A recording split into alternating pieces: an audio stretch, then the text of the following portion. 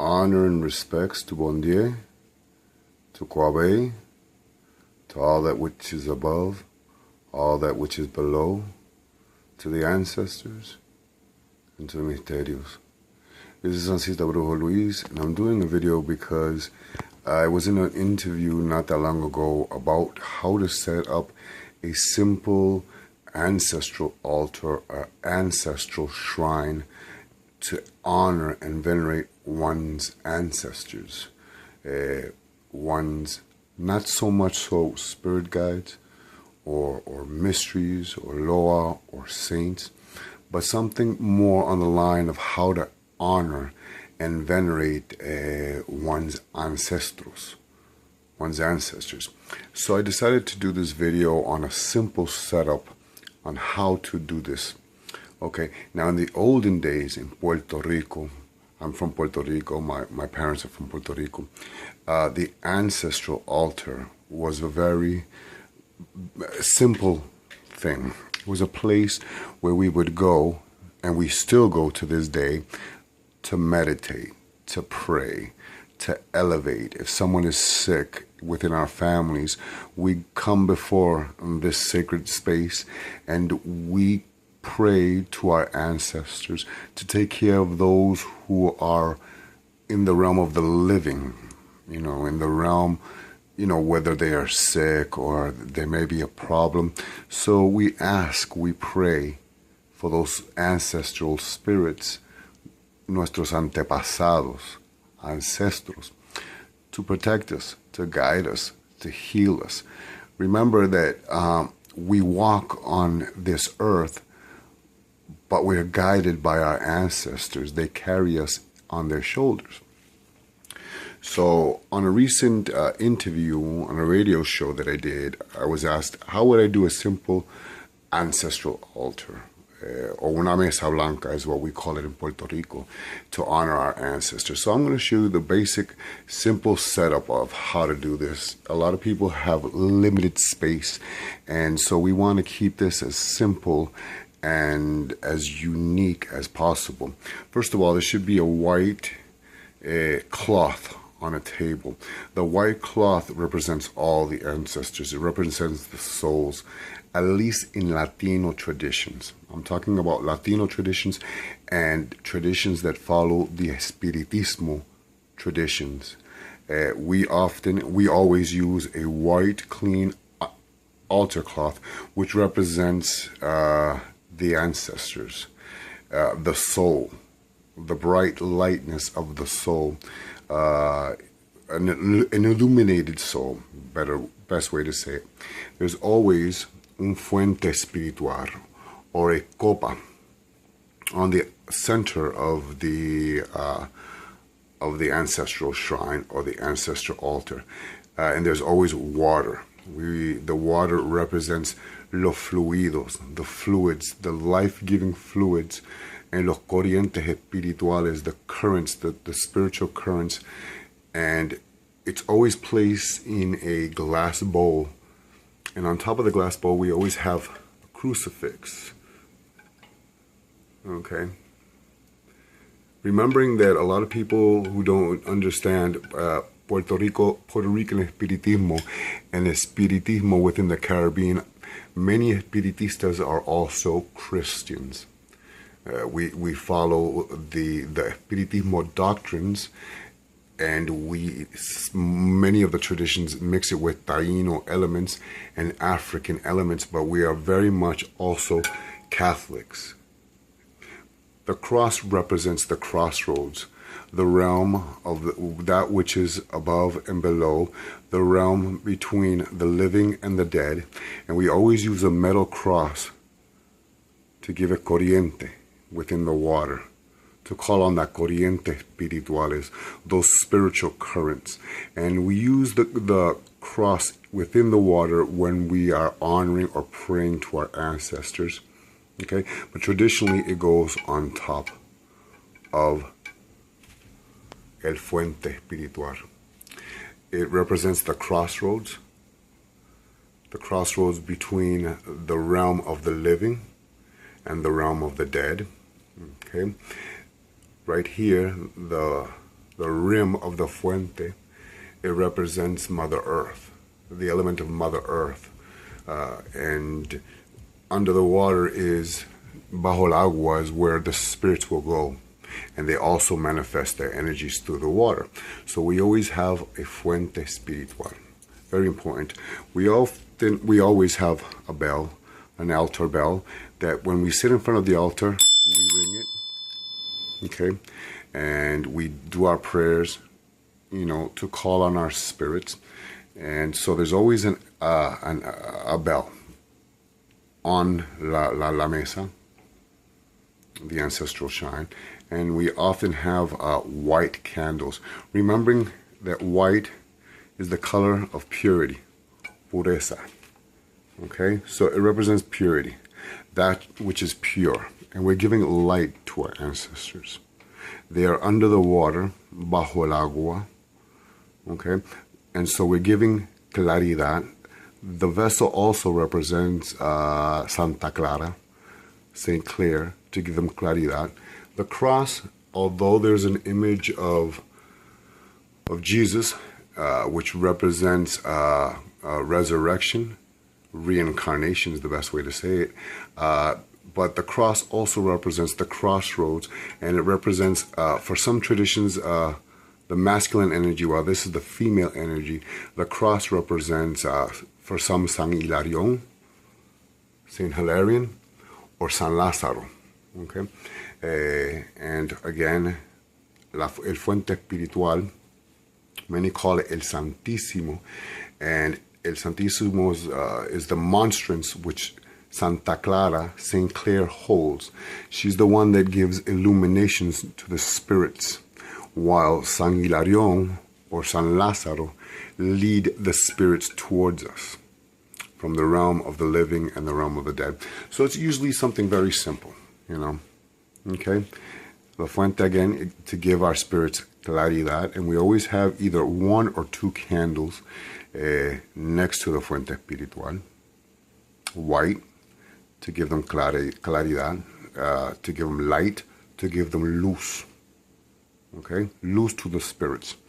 We also have an incense burner. When we come, we pray. We always light a nice little soft incense. Nothing crazy, nothing too powerful. Something soft, something clean, and something that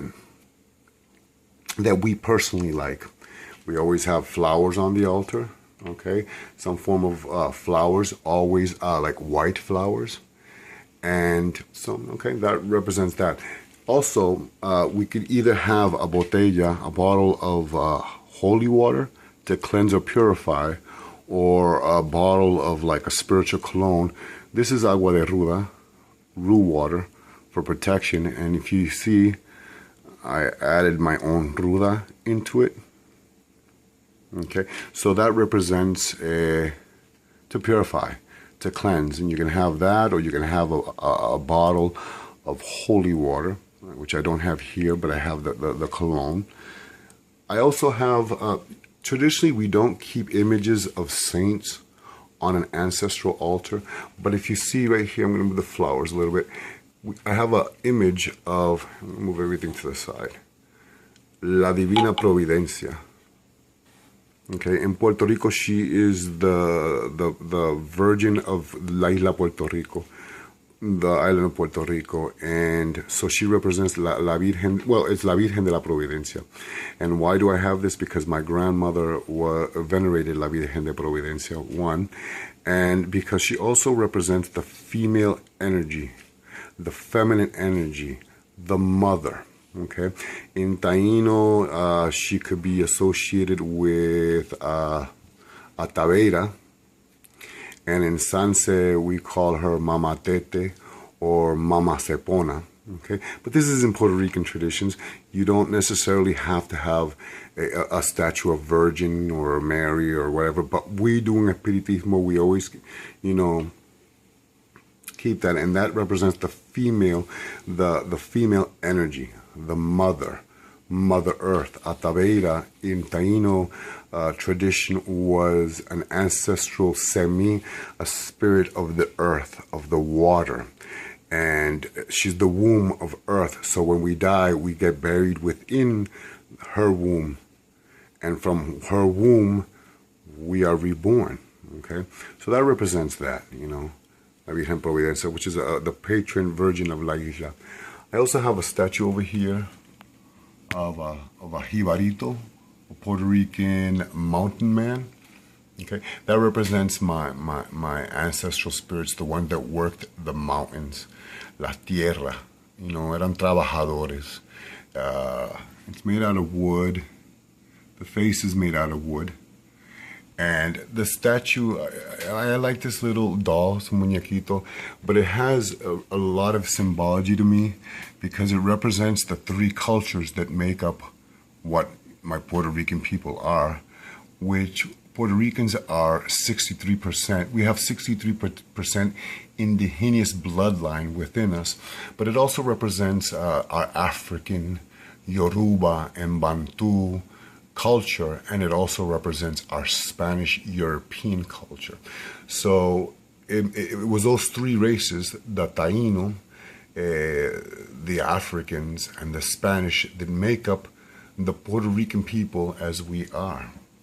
We are a mix of those three, you know, traditions. So it's usually basically something simple. It doesn't have to be something so complicated that you get boggled down by, you know, so much. I also like to have prayer books, and we always have, let me see if I can get that, las oraciones escogidas, colección de oraciones escogidas.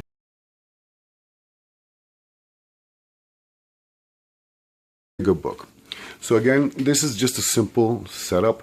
You don't necessarily need the statues in the back, but you try to have, like I said, the elements represented on the altar. And if you know your elements, you know how they are represented. All the four elements, which is earth, air, fire, and water, always represented on the altar. Again, always on a brown table, covered with a white cloth. We have a bell. We have a fuente espiritual with clean, fresh water. The water should never be left dirty. It should be cleaned and, you know, replenished once a week at least. If it gets dirty too quickly, clean it out, add fresh water. It should be cool. We always have a symbol of a cross or a crossroads.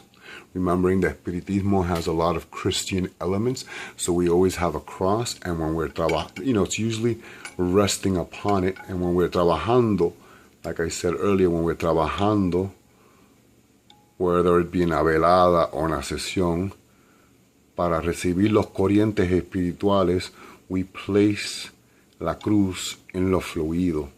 Those are for the mediums who, I say this in English, que montamos los espíritus. Much of Espiritismo is manifesting the spirits within la media unidad, within the mediums, los presidentes de mesas, and everyone that participates in a velada or in a sesión, where we call our guías and protectores, our seres, our ancestros, and sometimes our misterios, you know. But that's beside the point. So we have that. Again, we have the altar bell. We have an incense burner. Always have an incense burner. You can have one or two candles lit. Flowers, white flowers. It could be any kind of white flower that you personally enjoy. It doesn't matter. And some prayer books. You can have the Bible.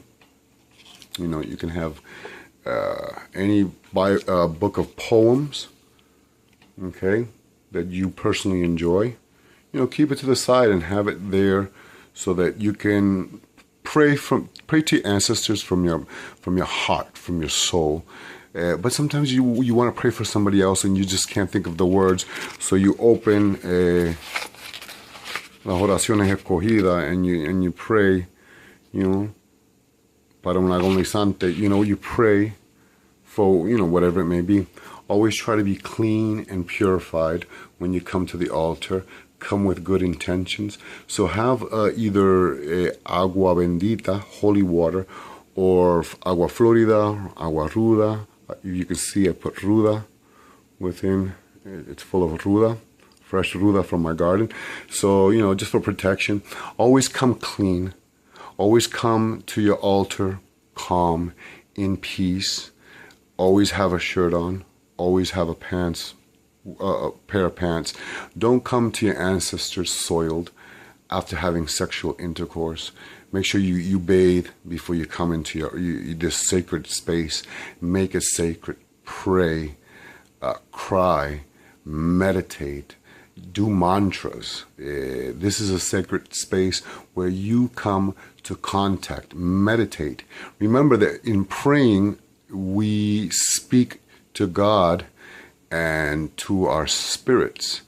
But in meditating, in quieting our mind, is when we learn to listen, to focus, to quiet our minds, to listen to the messages of our ancestors, of our spirits.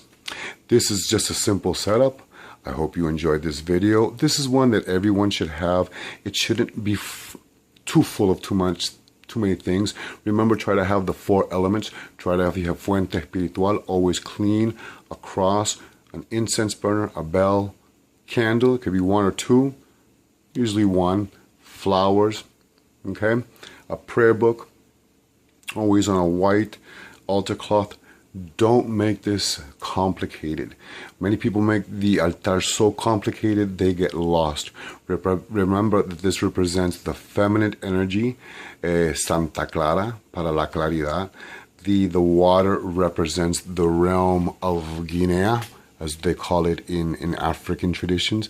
Guabé, as we call it in the Taíno traditions. Or el mundo bajo el agua, the realm of the spirits where our ancestors go. Bajo el agua, okay? And the cross represents the crossroads, where San Hilarión, San Lázaro leads the spirits to the realm of the living. Anyways, this is Sancista Brujo Luis. If you enjoyed my video, please hit like, please subscribe, please share, please leave a comment. I will be having future videos, of course, in my channel. If you like, please subscribe. And please hit that like button. I appreciate it. And share on your social media. This is Sancista Brujo Luis. Much love. Santo Sanse. Much respects.